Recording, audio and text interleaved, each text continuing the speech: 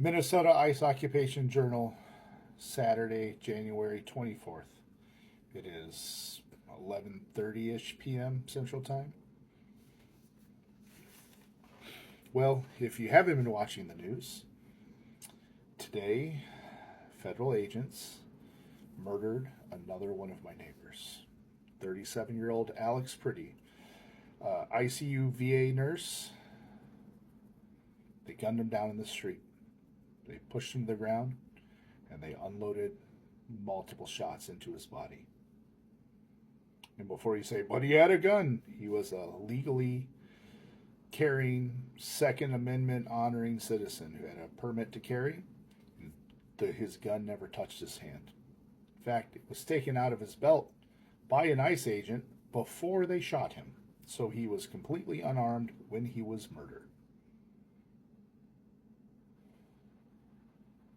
He was legal observing. That's what I go out and do.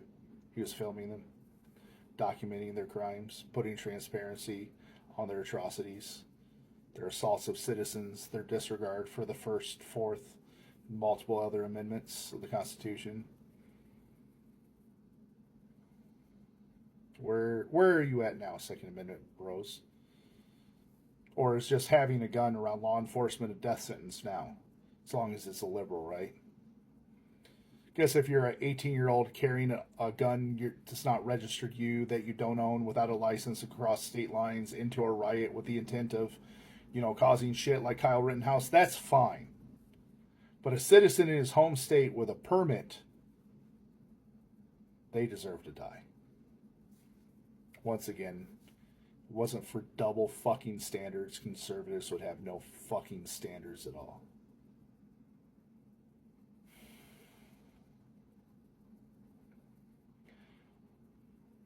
But they think they're going to scare us. I can guarantee you, everyone I talked to today, you've only hardened our resolve. Minnesotans are tough. 50,000 of us marched in 30 degrees below zero wind chill. Peacefully.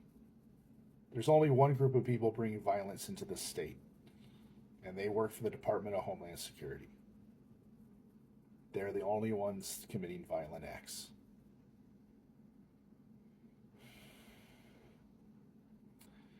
And that was after a day of so much hope yesterday. And Minnesotans, don't lose that hope. What we achieved yesterday was a thing of beauty. 50,000 people marching for a common cause peacefully. It's beautiful.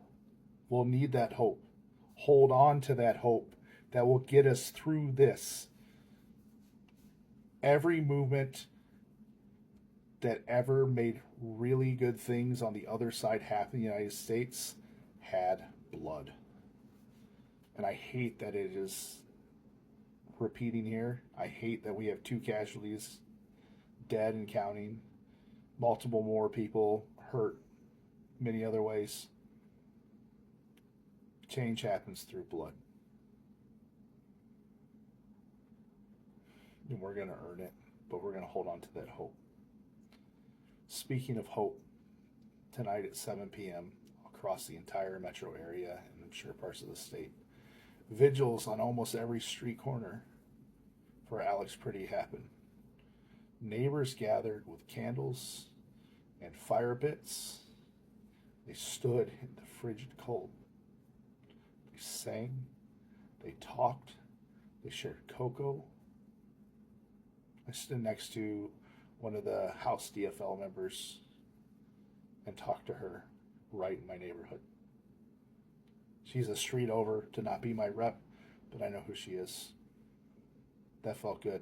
Be nice if we got some leadership Dems with toes on the fucking ground. I'm talking you, Tim fucking Walz, Amy Klobuchar, Tina Smith, Betty McCollum.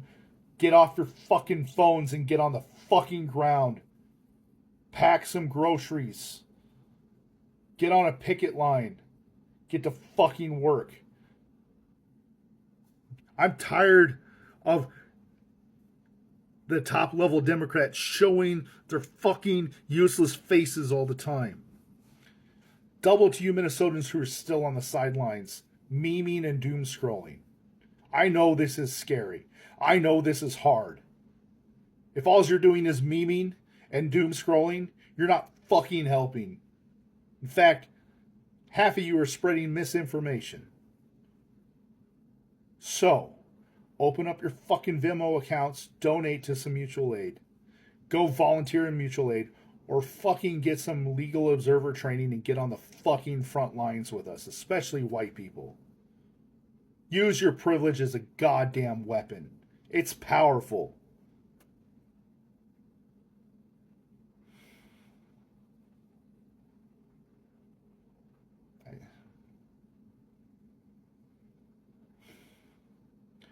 There's an old proverb that says a wise man knows to fear the anger of a peaceful city.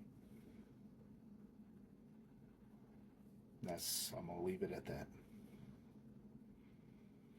Be kind, be safe, stay salty. Fuck ICE.